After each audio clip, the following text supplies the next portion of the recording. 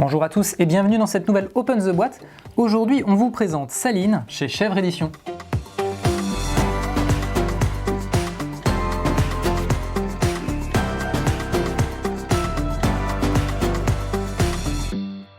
Saline, c'est un jeu de Maxime Blandin illustré par Ronan Pincemain pour 3 à 4 joueurs. Dans Saline, vous allez essayer de devenir le paludier le plus prestigieux du royaume en récoltant puis en vendant votre sel sur le marché. Alors, on commence tout de suite avec les règles du jeu. Donc les règles du jeu se présentent ainsi. On a ici pas mal d'exemples, les règles sont relativement simples. On a pas mal de visuels et également une mise en place qui est très claire, etc. Voilà, donc on arrive assez vite à résoudre toutes les petites questions qu'on pourrait avoir sur les règles et on a même à la fin une foire aux questions et un résumé de toutes les cartes pouvoir. On a ensuite un petit sachet pour ranger tous les éléments de jeu. On a des pièces, puisque l'objectif va être de devenir le plus riche, paludier. Donc on a des pièces ici de 1. On a des pièces de 5, ce sont des liards, et ça se dépunch très très bien. Et on a ici le jeton premier joueur, qui nous donnera également la période de la journée, donc soit le jour, soit la nuit. Ensuite, on a le plateau de jeu, qui en réalité se clipse comme ceci, comme un puzzle, et ça va nous donner le marché avec les différents coûts des différents marais-salants qu'on pourra acheter. On a ensuite des petits dés qu'on va lancer au début du tour de chaque joueur et ces dés vont nous donner la météo et vont aussi nous permettre de modifier l'impôt nécessaire quand on souhaite vendre du sel.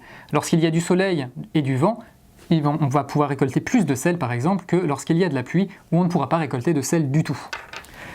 On a ensuite ici les cartes objectifs qui vont tout simplement nous permettre de marquer des points en fonction de la manière dont on organisera notre marais salant. Donc sur ces cartes objectifs, alors parmi ces cartes objectifs, on a ici des suites géométriques. Si on arrive à effectuer ces objectifs, on va gagner des points et les objectifs, donc en fonction du nombre de joueurs, seront placés comme ceci.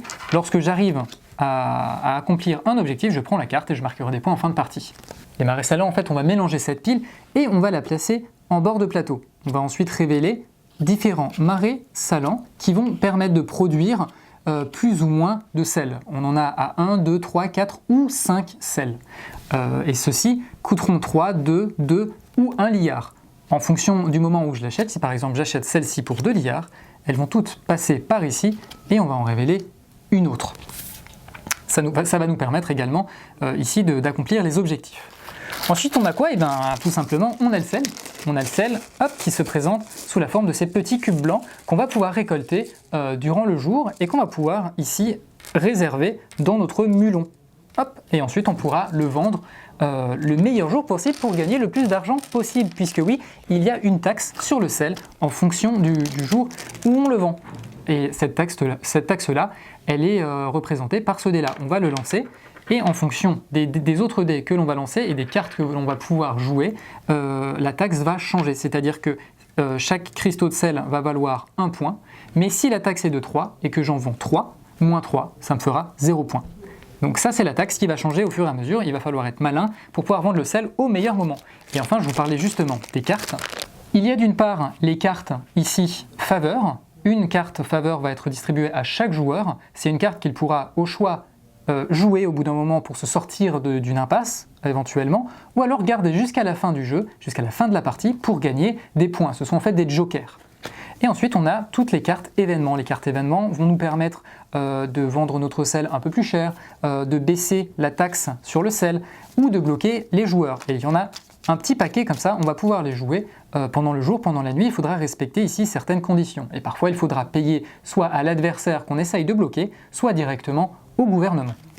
Et enfin, on a ici des petites aides de jeu qui vont résumer un petit peu les différentes étapes du jeu, c'est-à-dire à chaque phase, le matin, la journée et la nuit, ce qu'on peut faire et ce qu'on doit faire. Voilà, donc c'est bien pratique pour un petit peu étendre son marais salant. La partie se termine lorsque l'un des joueurs a 8 marais salants autour de son mulon, ou bien qu'il arrive à obtenir 20 liards grâce à la vente de son sel. Voilà, et bien je crois qu'on a tout dit sur Saline, le jeu des paludiers en herbe. Et bien sur ce, on vous fait des bisous, on vous dit à la prochaine, et puis ciao!